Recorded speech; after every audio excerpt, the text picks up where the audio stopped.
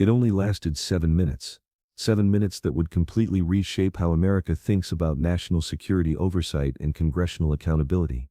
Jared Moskowitz, sitting confidently in his chair as a member of the House Homeland Security Committee, thought he had the upper hand. He was the experienced former emergency management director, the guy who had handled real crises, the one with actual national security credentials. Across from him sat Jasmine Crockett, the young civil rights attorney from Texas, who some dismissed as just another social media star making noise for clicks. But what happened next would prove that sometimes the loudest voice in the room is also the most right. And what emerged 3 weeks later, it would vindicate everything Crockett had been screaming about while the establishment tried to silence her. Picture this: a packed committee hearing room, C-SPAN cameras rolling, and the kind of tension that makes seasoned political reporters put down their phones and actually pay attention. The official topic was oversight of Department of Homeland Security resource allocation, but everyone in that room knew this was really about something much bigger. This was about whether Congress was going to continue rubber-stamping security theater or actually demand accountability from agencies that had been operating in the shadows for too long. Moskowitz had come prepared with his usual talking points about the importance of supporting our intelligence community and not undermining ongoing operations with excessive oversight. Crockett had come with something else entirely: questions that nobody wanted to answer and a willingness to keep asking them until she got the truth. The first sign that this wasn't going to be a typical hearing came when Crockett interrupted Moskowitz's opening statement with a question that cut straight to the heart of everything wrong with congressional oversight. "Representative Moskowitz," she said, her voice carrying that particular edge that had made her famous, "you keep talking about supporting our intelligence agencies, but when was the last time you actually questioned whether they're telling us the truth?" The room went dead silent. You could practically feel the other committee members shifting uncomfortably in their seats. This wasn't how these things were supposed to go. You were supposed to ask softball questions, get vague answers about national security, and move on to the next topic. But Crockett had just violated the unwritten rules of the game, and everyone knew it. What happened next would become the stuff of legend among political insiders, but at the time it just felt like watching a car crash in slow motion. Moskowitz tried to deflect with his usual charm and expertise, explaining that oversight needed to be balanced with operational security and that some things simply couldn't be discussed in open session. It was the kind of answer that had worked for him hundreds of times before, the political equivalent of saying, "Trust us, we know what we're doing." But Crockett wasn't having it. She leaned forward, fixed him with that stare that had become her trademark, and said the words that would echo through Washington for weeks: "Jared, with all due respect to your experience, trust us isn't oversight, it's abdication. And I didn't come to Congress to abdicate anything." The tension in that room was so thick you could cut it with a knife. Other committee members were frantically checking their phones, probably getting instructions from leadership about how to handle this situation. The witnesses at the title looked like they wanted to be anywhere else in the world, and Moskowitz? For the first time in his congressional career, he looked genuinely rattled. He had built his reputation on being the competent one, the serious one, the guy who understood how things really worked in Washington. But here was this sophomore congresswoman from Texas, treating him like just another politician trying to avoid accountability, and the worst part was that she wasn't wrong. What made this moment so explosive wasn't just the personal dynamic between Crockett and Moskowitz, though that certainly added drama. It was what Crockett chose to focus on next.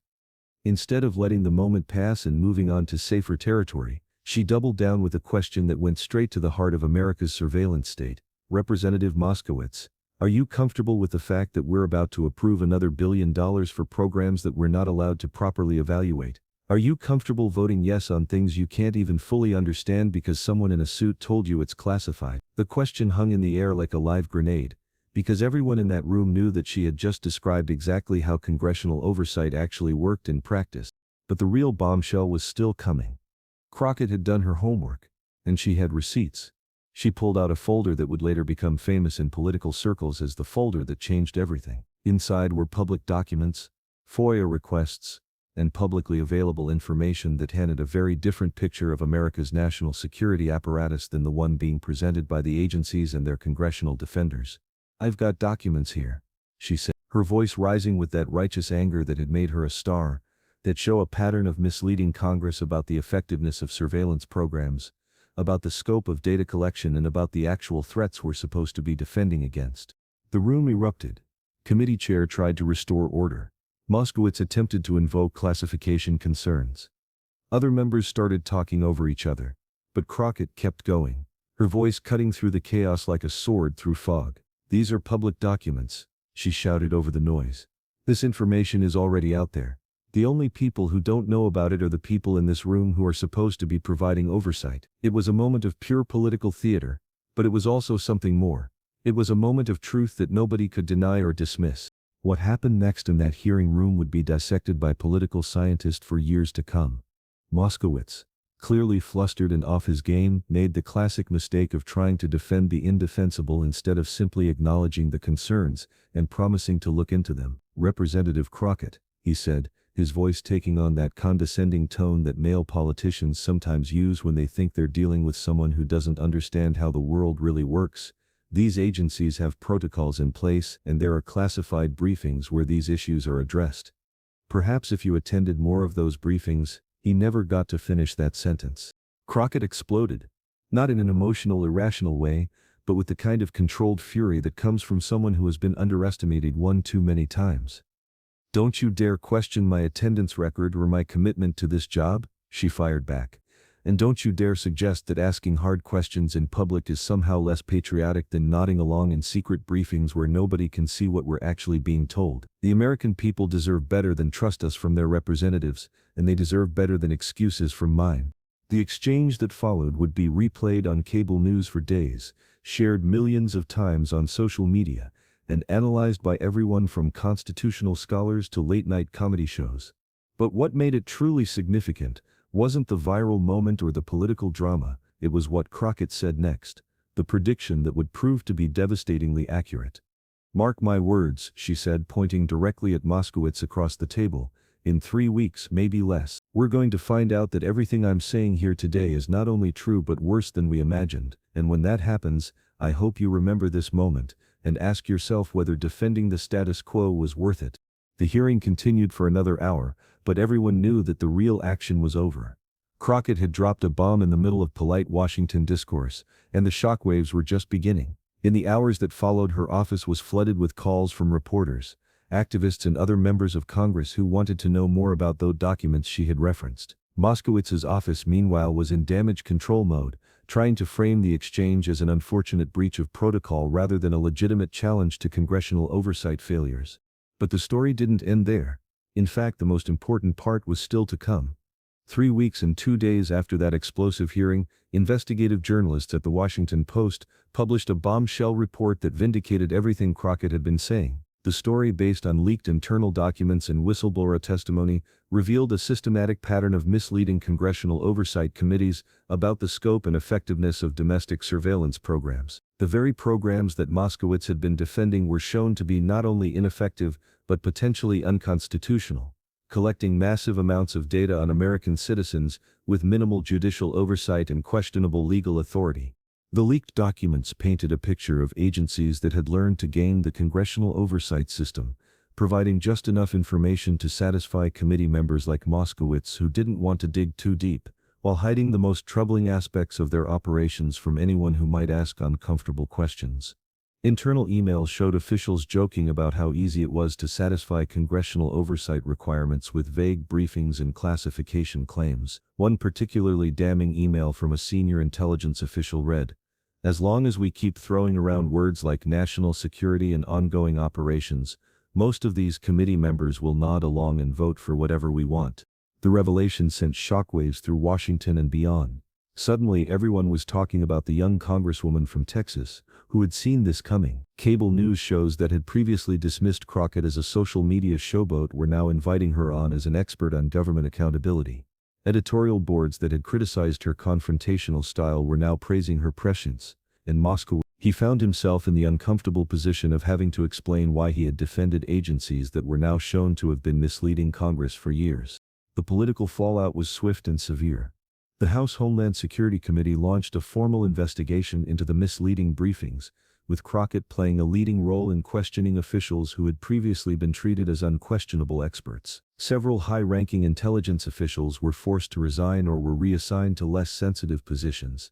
And most importantly, Congress began the process of reforming oversight procedures to prevent agencies from gaming the system in the future.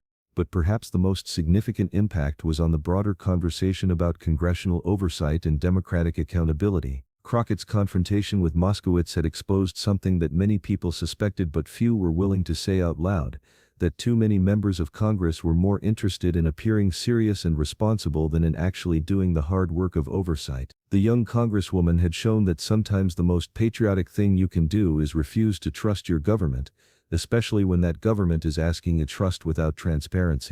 The transformation in how Crockett was perceived by the political establishment was remarkable to watch. Before that hearing, she was often dismissed as a social media star who cared more about viral moments than serious legislating. After the revelations proved her right, she was suddenly being courted by senior Democrats who wanted to associate themselves with her success. Committee assignments that had previously gone to more senior members were now being offered to her, and most telling of all, other young progressive members of Congress began following her lead, asking harder questions, and demanding better answers from agencies that had grown comfortable with minimal scrutiny. The contrast with Moskowitz couldn't have been starker. The Florida congressman, who had built his reputation on competence and serious governance, found himself having to defend his role in enabling the very problems that Crockett had exposed. In interviews following the revelations, he attempted to frame his position as measured and responsible, arguing that oversight needed to be balanced with operational security. But critics pointed out that there was nothing balanced about failing to ask basic questions about programs that were potentially violating the Constitution. The broader implications of the Crockett-Moskowitz exchange went far beyond the individuals involved. It represented a generational and philosophical divide within the Democratic Party about how to approach governance in an era of increasing government secrecy and decreasing public trust. The older approach, represented by Moskowitz, emphasized working within existing systems and trusting institutional expertise. The newer approach, embodied by Crockett, demanded transparency and accountability even when it made people uncomfortable. As the months passed, it became clear that Crockett's approach was resonating not just with progressive activists, but with ordinary Americans who were tired of being told to trust institutions that seemed to operate by their own rules. Polling showed that her approval rating soared among Democratic voters, particularly younger ones who saw her as someone willing to challenge power regardless of the political consequences. Her fundraising numbers reflected this support, with small-dollar donations pouring in from across the country. The long-term impact of that 7-minute exchange is still being felt today. Congressional oversight procedures have been reformed to require more transparency and accountability from intelligence agencies. Several surveillance programs that were exposed as ineffective have been scaled back or eliminated entirely. And perhaps most importantly, a new generation of lawmakers has learned that sometimes the most effective way to govern is to refuse to accept unsatisfactory answers from people in positions of authority. For Jasmine Crockett, that moment represented validation of an approach to politics that had sometimes been criticized as too confrontational or disruptive. She had proven that asking hard questions and refusing to accept vague answers wasn't just good political theater, it was essential democratic governance. The young congresswoman who had been dismissed as a social media star had become one of the most effective oversight legislators in Congress, and her influence extended far beyond her own committee assignments. The story of Crockett versus Moskowitz on national security oversight became a case study in how individual lawmakers can make a difference when they're willing to challenge conventional wisdom and ask uncomfortable questions. It showed that sometimes the most important qualification for effective oversight isn't experience or expertise, it's the courage to admit when you don't know something and the persistence to keep asking until you get real answers. And most of all, it demonstrated that in a democracy, the most dangerous phrase any government official can hear from an elected representative isn't a threat or an accusation. It's a simple question: can you prove that? The reverberations from that 7-minute exchange continue to shape American politics and governance, proving that sometimes the most important moments in democracy happen not in grand speeches or historic votes, but in brief confrontations between people who fundamentally disagree about what accountability means in practice. Jasmine Crockett had asked the right questions at the right time, and when the truth finally came out, it vindicated not just her approach but the very principle that effective democratic oversight requires lawmakers who are more interested in getting answers than in getting along.